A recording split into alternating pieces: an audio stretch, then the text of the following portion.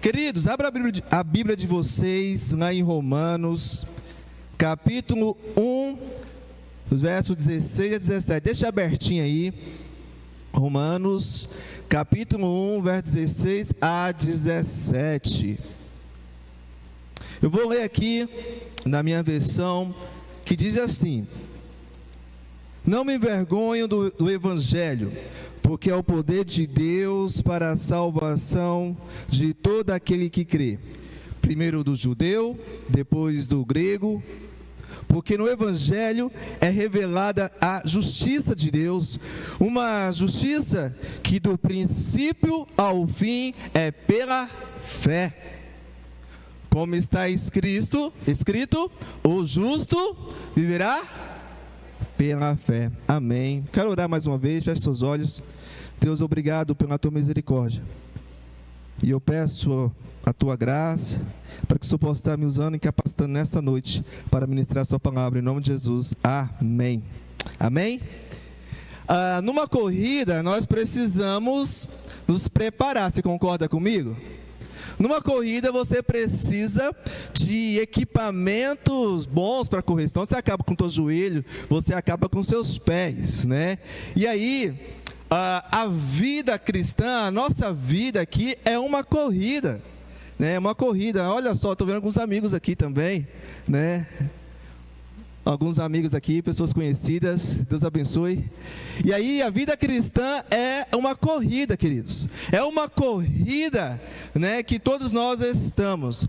Mas a questão é, não basta apenas correr. É preciso saber correr. É preciso ter os equipamentos certos para correr. Tem algum corredor aqui? Levanta a mão, por favor. Com certeza, uma igreja desse tamanho deve ter pelo menos um corredor. Estou mentindo? Não é preciso ter um equipamento certo, tudo certinho e tal, senão você acaba com os seus joelhos, né? Enfim, e aí, queridos, a questão é que nós temos que saber correr. Por isso que o tema da mensagem desta noite é a grande corrida. Anota aí, o tema da mensagem é a grande corrida. E hoje nós vamos aprender, para nós entrarmos nessa grande corrida, nós precisamos de um bom par de tênis. Nós precisamos de um bom par de tênis. 2 tênis, né? E aí, o primeiro par de tênis é o tênis da fé. O primeiro par de tênis é o tênis da fé. O segundo par de tênis é o tênis do arrependimento. Correto? E aí, nessa corrida também, não basta apenas você se levantar da sua cama e sair correndo aí. Não.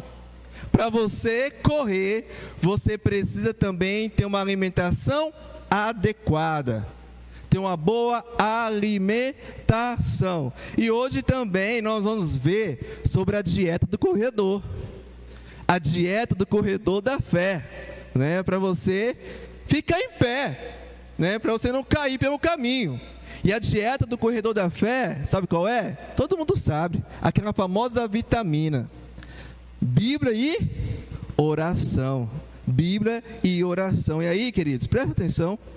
A grande virada da nossa vida, da minha vida, da sua vida, só vai acontecer quando nós saímos da corrida da lama, da corrida do pecado que nos atrapalha a chegar ao céu. Quando nós decidimos entrar de cabeça na corrida da fé. E aí, queridos, na vida cristã, sabe, não existe essa indecisão. Na vida cristã não pode andar sem decisão, temos que decidir. Ou você muda de pista, ou, né, você continua correndo na direção errada, na direção do pecado, na direção da lama, ou você muda para entrar na direção correta. E aí, preste atenção, por isso, não é toda corrida que te leva à eternidade. Não é toda corrida que te leva à eternidade. Somente a corrida da fé te leva à eternidade. Você pode dar um amém aí, bem forte? Glória a Deus. E aí eu quero falar com você sobre o primeiro tênis. o primeiro par de tênis, que é o tênis da fé. E para correr essa corrida com Deus, nós precisamos da fé. Nós cantamos aqui lindos cânticos. Precisamos de fé. O homem é salvo pela fé em Jesus Cristo, por meio da fé. Você não é salvo pelas suas obras. Você é salvo pela fé em Jesus Cristo. E a Bíblia nos afirma isso lá em Efésios, capítulo 2, verso 8 e 9. Abra aí a sua Bíblia, Efésios 2, 8 e 9.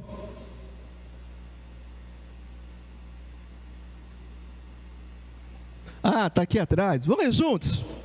Vamos ler todos juntos aqui? Bora lá? Pois, por meio da fé, e isso não vem de vocês, é dom de Deus, não por obras, para que ninguém, aleluia. Então a salvação é por fé, é pela fé em Jesus Cristo. E aqui, fé aqui não é saber que alguém existe, fé aqui é confiar. Você não está sentado nessa cadeira aí? Você está sentadinho nessa cadeira, não está? Você está confiando nessa cadeira para quê? Sustentar você, que ela não vai deixar você cair, correto? É algo parecido. Fé é confiar, fé é entrega total ao Senhor. Não é uma fé cega, sem rumo, sem direção. É uma fé onde? Na palavra de Deus. Se a palavra diz que eu tenho que ser fiel a Deus nos meus dízimos e oferta, eu vou ser o quê? Fiel ao Senhor. Se a palavra diz que eu tenho que andar em santidade, eu vou fazer o quê? Confiar no Senhor. É isso.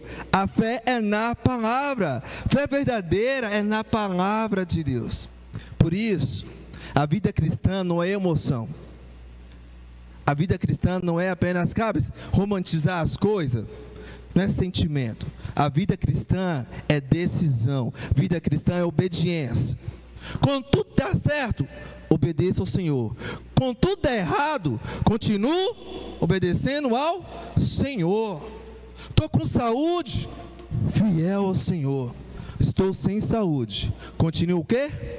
Fiel ao Senhor, queridos.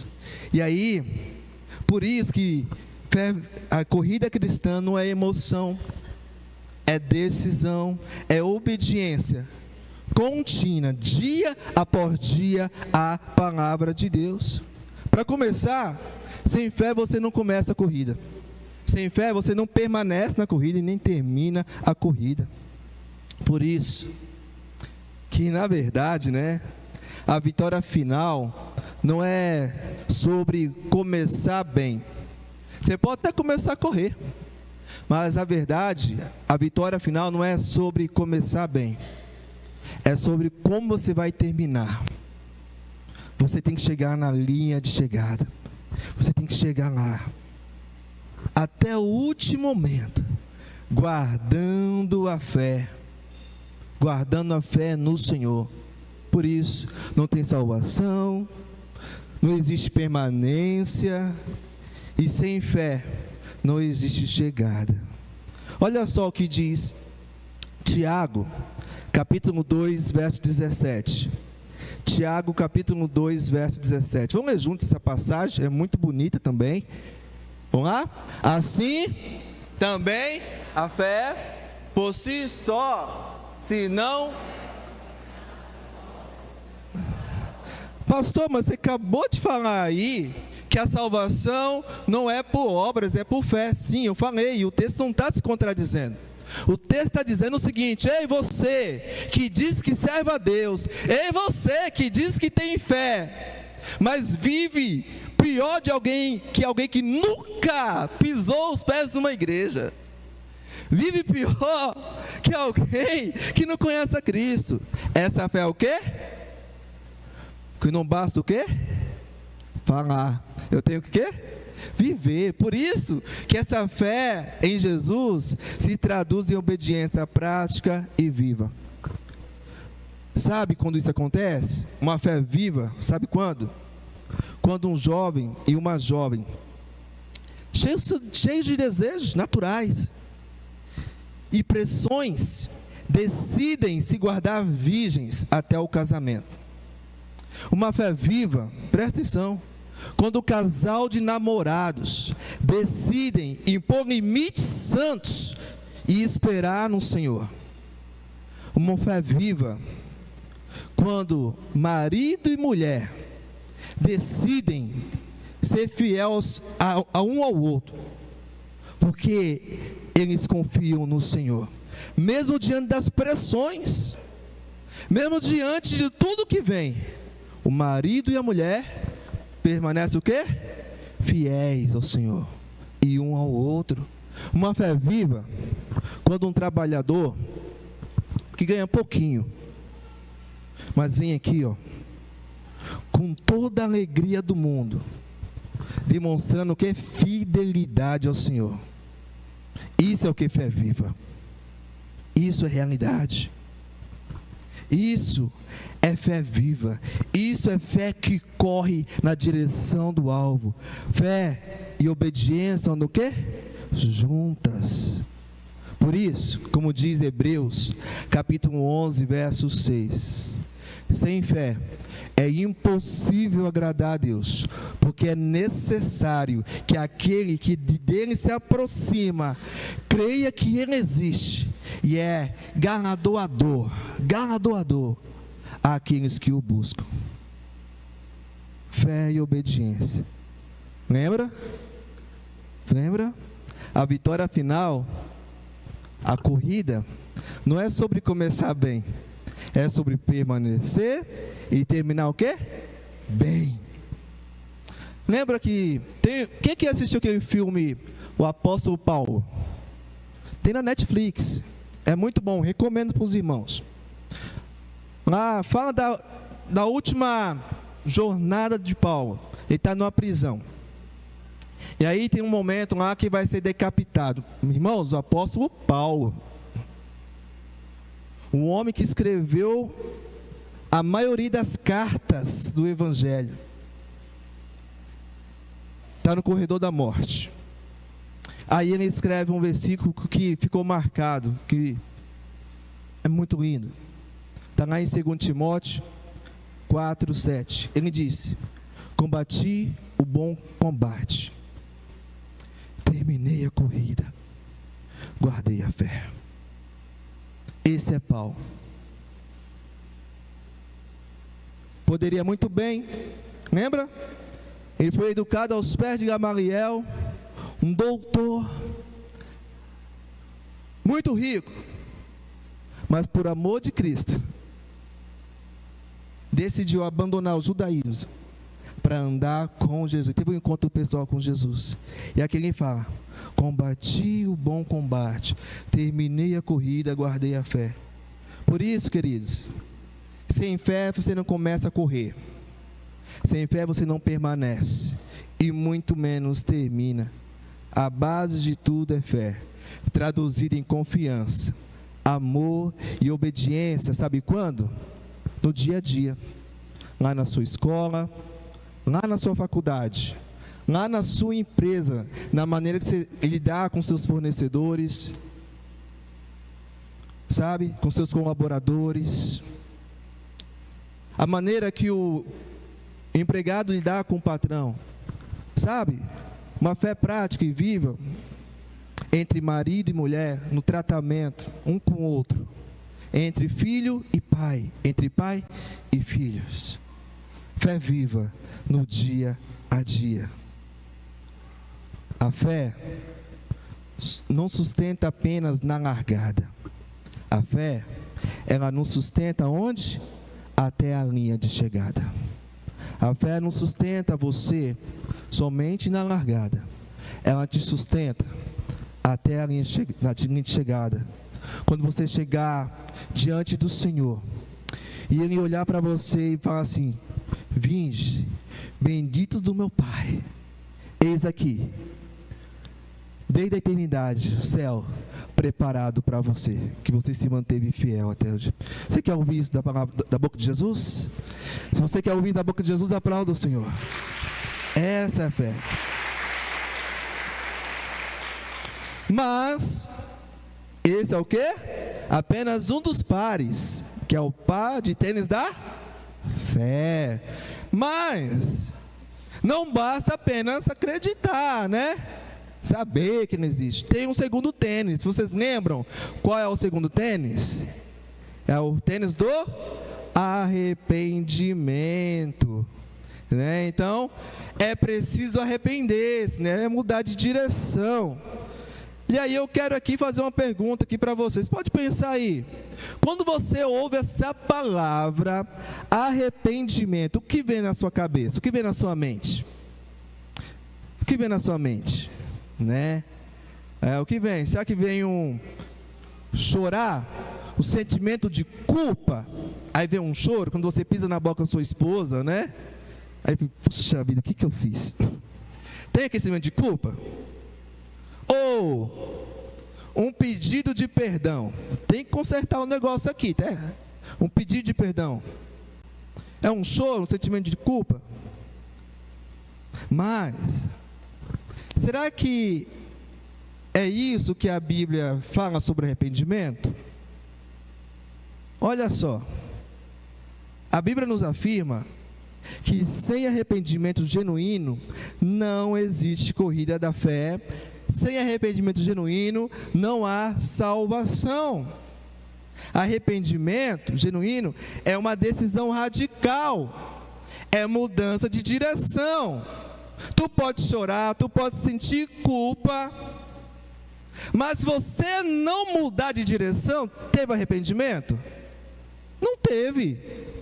Não teve. Então, arrependimento é transformação de vida. Olha só, será que está na Bíblia isso? Vamos lá, será que está? Né? Romanos 12, 2. Romanos 12, 2. Olha só o que diz. Não se amodem ao padrão deste mundo, mas transformem-se pela renovação da sua mente, para que vocês experimentem a boa, agradável e perfeita vontade de Deus. A ideia aqui da palavra transformação é a palavra metanoia, que significa meta-mente, noia, meta é mudança, transformação, e noia é mente, ou seja, é transformação de mente, é mudança de direção. E a Bíblia nos faz isso, que eu e você precisamos nos arrepender. As pessoas confundem arrependimento com uma outra palavra. Quem lembra? Quando você não muda, mas tem um sentimento de culpa, de pesar. Já viu a palavra chamada remorso? Remorso. Remorso mata muito, porque guarda a culpa, não libera perdão, e aí vai. Mas olha só o que a Bíblia diz sobre arrependimento e remorso. 2 Coríntios, capítulo 7, verso 9. Vai ser passado aqui. 2 Coríntios 7, 9. Isso. Eu gostaria que você lesse comigo, para você entender o que é arrependimento, o que é remorso. Vamos lá? Agora, porém, me alegro, não porque vocês foram entristecidos, mas porque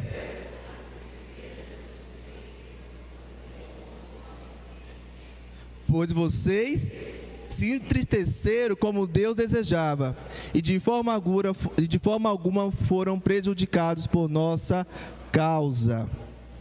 Tem uma outra versão, a Revista Atualizada, fala assim: a tristeza, segundo Deus, produz arrependimento, que leva à salvação, e não remorso. Mas a tristeza, segundo o mundo, produz morte. Queridos, muitos confundem arrependimento com remorso. Na verdade, arrependimento não é chorar. pisou na bola, começa a chorar. Não, isso não é arrependimento. Já viu aquele famoso ditado, lágrima de crocodilo? Então, arrependimento não é chorar. Arrependimento não é sentir culpa se você não muda de direção. Arrependimento é mudar de direção. Na verdade, o remorso olha para as consequências. E a pessoa arrependida olha para quem? Para Deus. Talvez, vou dar um exemplo aqui. Imagina alguém que cai numa blitz. Está com a cara cheia de cachaça, né? E aí cai lá no bafômetro. Sopra o bafômetro. O que vai dar? Vai derreter o bafômetro, né? Enfim. E aí, isso vai gerar o que para ele? Tristeza? Será que vai gerar tristeza? Claro que vai doer no bolso, né? Ele vai ter que pagar, vai ter as multas na carteira, não vai? O carro dele vai para onde? Vai para o pátio, não vai? Vai gerar ali um transtorno. Ele vai ficar triste, vai se sentir culpado e tal. Mas se essa pessoa não mudar de direção, isso valeu de alguma coisa? Não, por quê? Ele vai lá, vai beber de novo, e vai fazer o quê? A mesma coisa. A mesma coisa. Por isso que no arrependimento genuíno, verdadeiro, há mudança de direção. E no remorso, não. No remorso não existe mudança. É desespero e morte. Quer ver um outro exemplo muito conhecido? Judas e Pedro. Exemplo bíblico. Ambos traíram Jesus. Você sabia disso? Judas e Pedro traíram Jesus. Ambos traíram. Contudo, ambos tiveram atitudes totalmente diferentes. Pedro, ao olhar para Jesus, depois que o galo canta lá, ele se entristece profundamente. Ele vê todo aquele sentimento, mexe com as emoções dele. Mas não fica só nas emoções. Pedro se volta para quem? Para Jesus. Pedro se arrepende. Isso mostra no texto. Pedro, ele muda o comportamento. Tanto é que em Atos dos Apóstolos, Pedro se torna quem? O líder da igreja. Vê a transformação desse homem, de um homem traíra, que negou Jesus, agora para líder da igreja. Mudança de comportamento, mudança, transformação de vida. E Judas? Judas sentiu culpado? Sim ou não? Sim. Ele foi lá tentar devolver lá o dinheiro, as 30 moedas de prata. Ninguém quis. O texto vai dizer que Judas, cheio de remorso, ele chorou, teve sentimento de culpa, mas não passou pela transformação de quê? De mente. O texto vai dizer que Judas foi, pegou lá e se matou, cometeu suicídio. Olha que interessante. Arrependimento causa transformação. O remorso não causa transformação. Arrependimento, a pessoa volta-se para Jesus. No remorso, a pessoa foge de Jesus. No arrependimento, a pessoa encontra vida. E no remorso, morte. Morte. Pedro correu de volta para Jesus, mas Judas correu para longe de Jesus. E aí, queridos, quando a pessoa vive só no remorso, sabe o que acontece? Ela vive dominada pelo pecado. Ela vive conduzida pelo pecado. E se ela não transformar a mente dela, o caminho dela é que nem o de Judas. Perceba que todos nós podemos andar em um desses dois caminhos. Todos nós. A grande questão é O que eu vou fazer diante disso? O que eu vou fazer diante disso? No arrependimento você encontra perdão, você encontra restauração de vida. Ele nos leva para os braços de Jesus. Arrependimento é prático, irmãos, é prático. É trocar o velho homem pelo novo homem, é prático. É prático. Olha só o que diz Efésios capítulo 4, versos 22 e 24. Efésios capítulo 4, 22 a 24. Vou ler aqui com vocês. Quanto à antiga maneira de viver, eu poderia ler lá, sabe, só que eu estou meio cegueta, tem com esse óculos aqui. Eu vou ler aqui com vocês, tá? Quanto à antiga maneira de viver de vocês, dispam-se, a ideia de tirar a roupa, sabe? Do velho homem, que se corrompe por desejos enganosos. Pode passar? Para serem renovados no modo de pensar e se vestirem do novo homem, criado para ser semelhante a Deus em justiça e santidade, provenientes da verdade. Olha só que bonito. Então, o apóstolo Paulo está dizendo que aquele que encontra Jesus de verdade deve mudar a maneira de viver, deve ser visível. E mais para frente, a partir do verso 25, ele vai dizer: aquele que mente, que mentia, né? Não minta mais. Antes a verdade uns com os outros. Aquele que roubava, não roube mais, a fim que trabalhe com as suas próprias mãos para abençoar. Ei, aquele que, sabe, fofocava, não fofoque mais, antes declare palavras de bênção sobre os irmãos. Você percebe que arrependimento é mudança prática? É simples, só que profundo. É de dentro para fora. É isso que o texto nos diz. E aí, né, é que a ideia aqui é que não pode acontecer é alguém dizer que está na corrida da fé, com os tênis da fé e do arrependimento, mas o comportamento como alguém que vive aonde? Na corrida do pecado. Tem base no negócio desse? Não tem, irmãos. E aí alguém pode dizer o seguinte: olha só o que a Bíblia vai dizer lá em Romanos 6, 1 e 2. Eu vou ler aqui para vocês. Que diremos, pois, né? Continuaremos, né, pecando para que a graça aumente cada vez mais? Aí Paulo responde: de maneira nenhuma. Nós, os que morremos para o pecado, como podemos continuar vivendo nele? Irmãos, fé, arrependimento. E arrependimento conduz à santidade. E santidade para alguém, para aquele que está nessa corrida da fé, não é opcional. Temos que correr em santidade.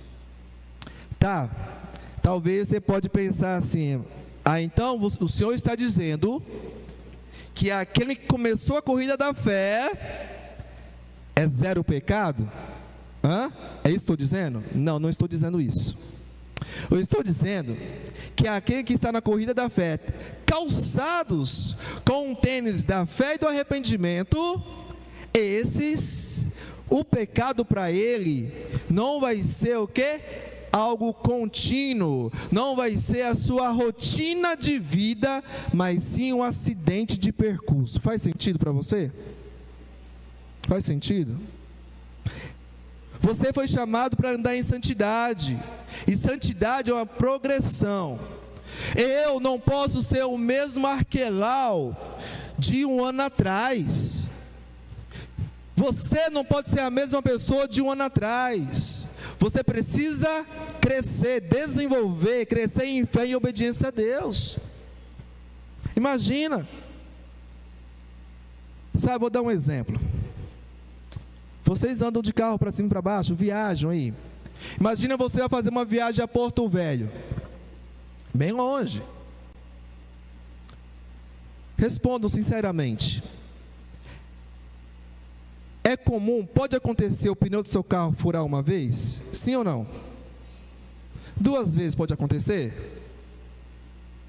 Pode, vamos dizer que pode, né? Mas não é tão comum assim. Mais uma vez, pode acontecer. Tá, teve aquele transtorno, teve que descer, teve que parar para trocar o pneu, enfim. Tu continua a viagem, chegou em Porto Velho, ok.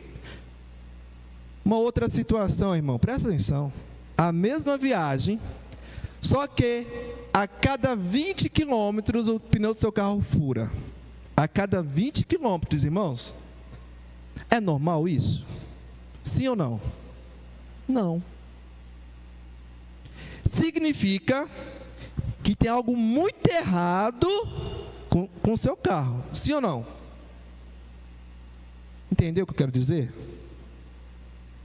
A pessoa que diz que entrou na corrida da fé, mas vive escorregando, sabe? A casca de banana está aqui, mas ele, em vez de passar para cá, ele faz questão de quê? Pisar na casca de banana. Para quê? Escorregar. Conta uma história.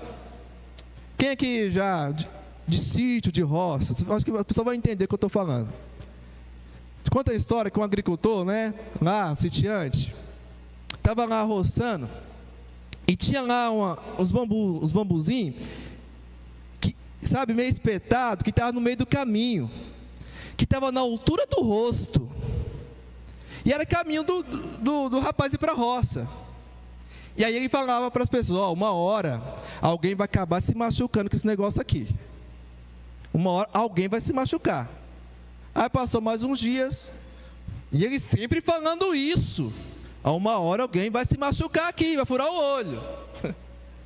Certo dia, sabe o que aconteceu? Ele andando, esqueceu, e pum, furou o olho dele. Sabe o que ele disse? Eu não disse que uma hora alguém ia acabar furando o olho? Querido, é assim, é aquele que diz que entrou na corrida da fé, mas vive pecando. Não está certo. A ovelha pode até cair na lama, mas somente os porcos permanecem lá. Faz sentido para você? Irmão, você pode até pecar, irmão, mas o Espírito Santo vai te incomodar. O Espírito Santo vai te incomodar e vai tirar você de lá. Você vai se incomodar. Quem é ovelha se incomoda. Quem é porco gosta da situação, porque nunca teve um encontro de verdade com Jesus. Sabe que isso está na Bíblia, irmão? Sim ou não? Olha só, 2 Coríntios, capítulo 13, verso 5, vai dizer que eu e você precisamos colocar um espelho assim na nossa frente e fazer um autoexame, falar: será que eu estou na corrida da fé de verdade, do jeito que eu estou vivendo a minha vida? O texto vai dizer isso. 2 Coríntios 13, 5, vai dizer: examine-se para ver, olha só o que o texto vai dizer, ó, para ver se estão na fé. Provem a vocês mesmos. Não percebem que Cristo Jesus está em vocês, a não ser que tenham sido o quê? Reprovados. Você percebe? Olha só. A ideia aqui é que santificação é um processo, irmão. Santificação não é zero pecado. Santificação é cada dia eu me autoavaliar. Eu preciso abandonar a mentira, cara. Sabe, dos meus negócios eu minto muito. Eu tenho que parar com isso, não é legal. Eu tenho que ser sincero comigo mesmo e com Deus. Sabe, às vezes quando a minha esposa acorda meio assim, eu vou brigar com ela. E o contrário também. E o texto vai dizer que eu tenho que fazer esse autoexame. Da mesma forma que tem, sabe, ponto cego nos nossos carros, no carro, não tem ponto cego? Ontem eu fui até no concílio pastoral lá na PIB de Paraná, 2 pastores, ou melhor, seminaristas, agora são pastores, né? Passaram pelo concílio, foram aprovados. E na volta, estava eu e o pastor Ailde, meu pastor presidente lá da igreja, já cansados, enfrentamos aquela fila enorme do acidente que teve ali próxima à Casa da Uva, né? Enfim, estávamos indo, ele estava me deixar em casa, sabe, no cruzamento, e ele estava devagar. Ele ia passando direto e viu um motoqueiro.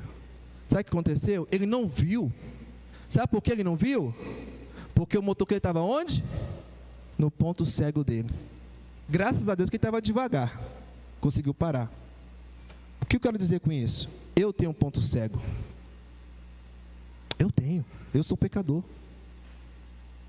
Você tem ponto cego. Você tem pontos cegos. E esse lugar aqui é um lugar que nós tratamos nossos o quê? Pontos cegos. E o lugar mais propício para tratar o ponto cego da nossa vida, sabe onde é? Marido e mulher. No casamento, mas na igreja também. Nós temos pontos cegos. E aí, a santificação é isso, querido. Não significa zero pecado, mas significa abandonar o pecado a cada dia. É gradual. Por isso, presta atenção. Você já calçou o tênis da fé e do arrependimento? Você está correndo? Amém? Tu está dando fruto de arrependimento?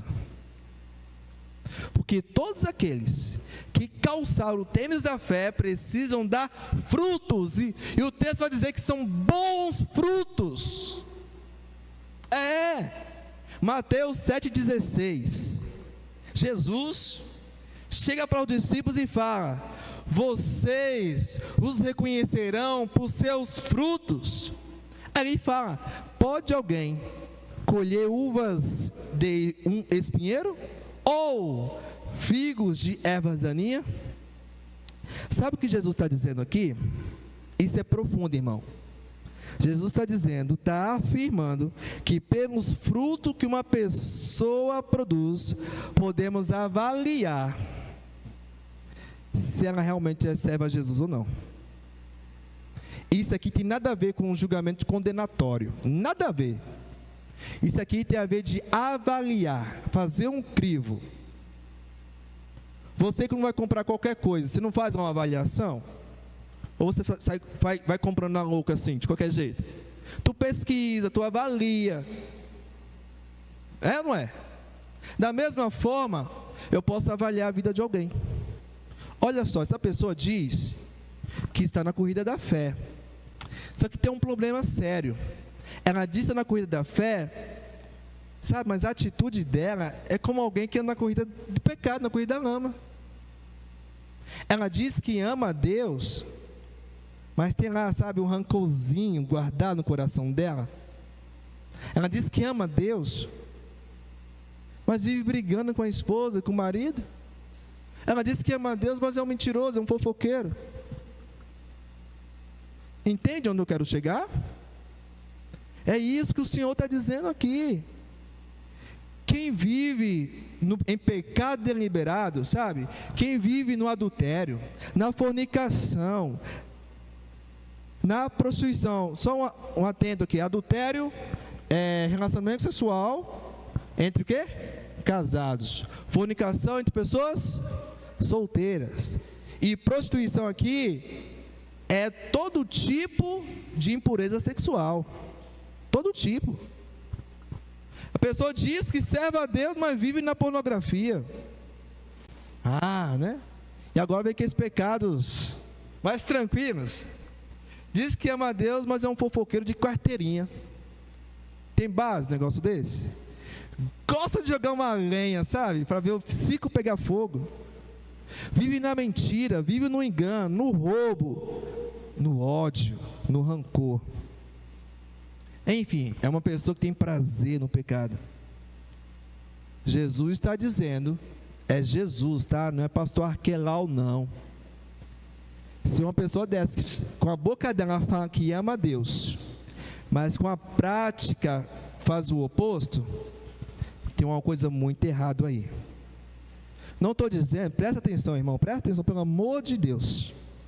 Não estou dizendo que você não possa cair em algum desses pecados. Eu estou dizendo que se você cair, se você é ovelha de Jesus, você não vai ficar lá caído. O Espírito Santo vai o quê? Te incomodar. Por isso, eu e você que está na corrida da fé, calçado com tênis da fé e do arrependimento, nós temos que lutar todo dia contra o pecado, todo dia. O Espírito Santo vai te incomodar até a pessoa se levantar. É isso. E aí, faça esse questionamento aí para você, na sua mente, não abra a boca, pelo amor de Deus. Com tudo que eu falei aqui, faz essa avaliação, se questiona aí, será que eu estou na corrida da fé, ou estou na corrida da lama, na corrida do pecado? Porque quem diz que está na corrida da fé, mas vive confortavelmente no pecado, tem uma coisa errada. Precisa mudar de direção. E para terminar, olha só, nós falamos de 2 tênis. Qual os tênis? Da fé e agora vem uma parte boa. Quem gosta de comer aí, né? Vem a parte da dieta. Agora vamos falar sobre a dieta do corredor da fé. Então, para você ficar firme nessa corrida, para você se manter em pé, você precisa se alimentar. O pessoal que corre, você não precisa fazer uma boa alimentação, dormir cedo, se alimentar bem, não é? A mesma forma é aqui. Qual que é a dieta do corredor da fé? Bíblia e oração. Quando eu era criança, eu aprendi na escolinha dominical uma musiquinha, acho que todos conhecem. Quem lembra? Bem assim, se você conhece, canta comigo. Leia a Bíblia e faça oração. Faça oração, faça oração. Leia a Bíblia e faça oração. Se quiser crescer, vai. Se quiser crescer, se quiser crescer, leia a Bíblia e faça oração. Aí vem a segunda parte. Quem não ora, a Bíblia não lê, a Bíblia não lê, a Bíblia não lê. Quem não ora, a Bíblia diminui. Aí vem, né? Diminuirá, vai, diminuirá. Quem não ora, a Bíblia não lê, diminui. Irmão, uma vida com propósito, uma vida disciplinada espiritualmente, ela precisa de 2 ingredientes principais: Bíblia e oração. Bíblia e oração. O que você come ou vai te edificar, ou vai o quê? Te derrubar. Queridos, há quanto tempo você não lê a sua Bíblia? Nós precisamos nos alimentar da palavra. E a ideia aqui não é só ler por ler. Eu tenho que ler a palavra de Deus. Eu tenho que ouvir a palavra de Deus. Eu tenho que meditar na palavra de Deus. E eu tenho o quê? Praticar. Aí a Bíblia vai dizer lá em Salmos 119, verso 5: a tua palavra é lâmpada para os meus pés e luz para os meus caminhos. E aí, o verso 11 do mesmo salmo vai dizer o seguinte: guardei no coração a tua palavra, para não pecar contra ti. E o verbo aqui, a palavra do verbo lá no original, no guardar, não é de esconder, é de preservar para praticar. É isso. Toda a Escritura é divinamente inspirada e útil para o ensino, para a repreensão, para a correção e para a instrução na justiça, na vontade de Deus. Para qual finalidade? Para que o homem de Deus seja perfeito e apto, plenamente preparado para toda boa obra. Tu quer vencer a luta contra o pecado? Palavra de Deus. Não precisa fazer jejum da palavra. Aqui você pode comer à vontade.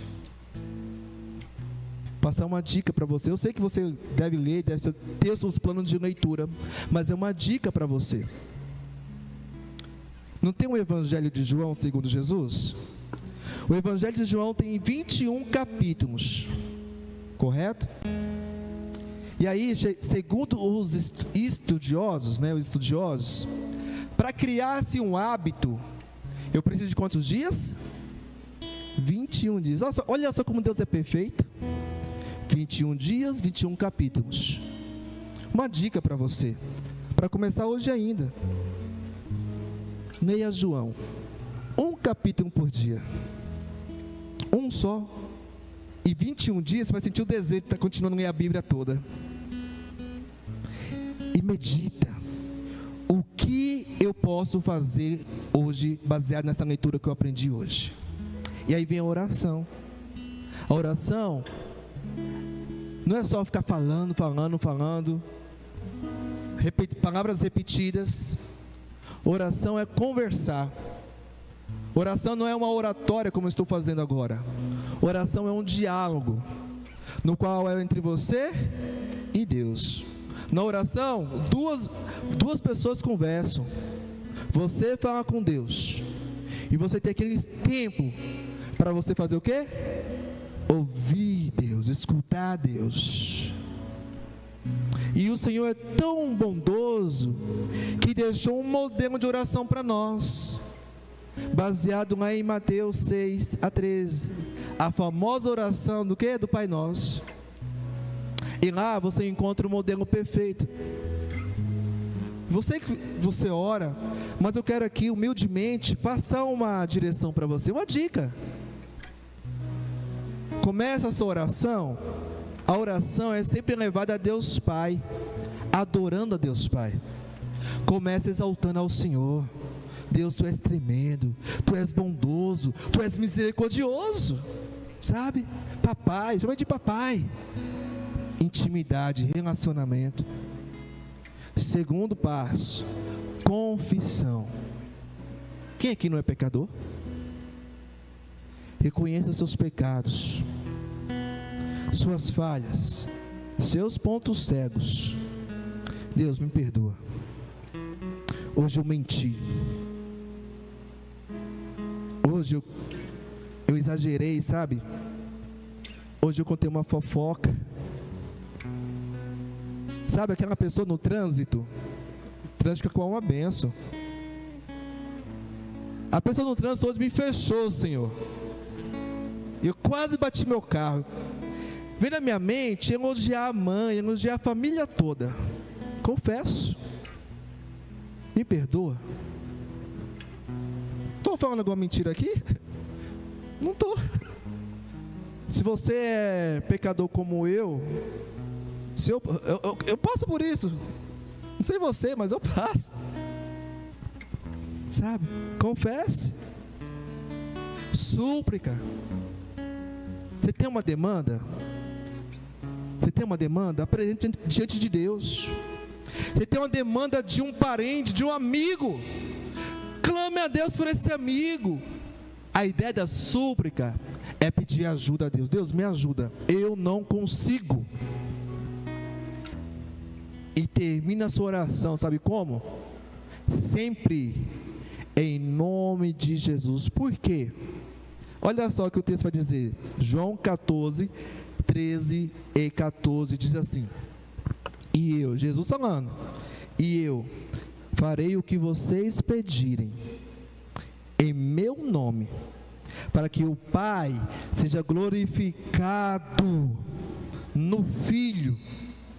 O que vocês pedirem, em meu nome eu farei. Amém? Amém. Alguém pode dizer assim: então posso pedir qualquer coisa? Irmão, presta atenção. Quando nós temos intimidade com Deus, o seu coração vai estar assim com Ele, sabe? Vai estar alinhado com a vontade dEle. Você pode dizer assim: então a oração é para mudar Deus? Não, irmão. A oração não é para mudar o coração de Deus. Deus precisa ser mudado? Quem é que precisa ser mudado? Eu. Diga assim: eu. Então a oração não é para mudar o coração de Deus. A oração é para mudar o meu coração. A oração alinha o meu coração com a vontade de Deus, baseado na palavra. A oração tem que ser o seu respirar, tem que ser o nosso respirar. A oração tem que ser o nosso alimento. Muitas vezes somos fracos, sem poder, porque nós abandonamos o alimento. Você não consegue ficar em pé, tu está fraco, desnutrido espiritualmente, tu está raquítico. Como é que você vai correr com os tênis da fé, tênis novinho, mas você está fraco, não está se alimentando? O Senhor nessa noite chama você para se fartar da palavra dEle. O Senhor nessa noite chama você à intimidade, lá no teu secreto, lá no teu quarto, a oração, a derramar. Oração, irmão, não é um ato de religiosidade. A oração é relacionamento. Pastor, eu não tenho costume de orar. Ore 30 segundos. Comece pouquinho, aos poucos. E daqui a pouco está orando 1 minuto, 2 minutos, 3 minutos. Daqui a pouco está orando 1 hora. Não me perturbe. Eu estou no momento com Deus. Entre no seu quarto, você e Deus. Feche os seus olhos aí, por um instante. Feche os seus olhos com todo o seu coração. Feche os seus olhos. Não deixe que ninguém distraia você aí do lado. O Espírito Santo está aqui nessa noite. Você crê nisso? O Espírito Santo nos colocou diante de uma pergunta simples nessa noite: em qual corrida você está? Você está na corrida da fé, calçado o tênis do arrependimento, o tênis da fé, está bem alimentado pela palavra e pela oração? Ou você está na corrida do pecado? Talvez você está aqui nessa noite, você está correndo há anos correndo, mas você está correndo na pista errada.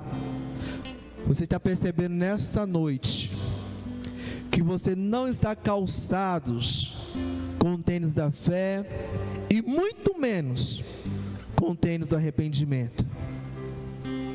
Você está tentando correr sem fé verdadeira. Você está tentando correr sem arrependimento genuíno. Outros irmãos na fé até começaram bem a corrida, largaram bem, mas foram se alimentando mal, deixou de se alimentar da palavra, deixou de se alimentar da oração, foram ficando desnutridos, foram ficando raquíticos, e foi morrendo aos poucos. Foram deixando a oração, deixando a palavra, e hoje estão cansados, feridos, sobrecarregados, quase desistindo da fé. Mas nessa noite, pelo nome de Jesus, eu tenho uma boa notícia para você. Jesus, Ele não está apenas lá na linha de chegada. Jesus, Ele corre ao seu encontro quando você decide mudar o rumo da sua vida, quando você decide mudar de direção. Hoje é o dia, irmão.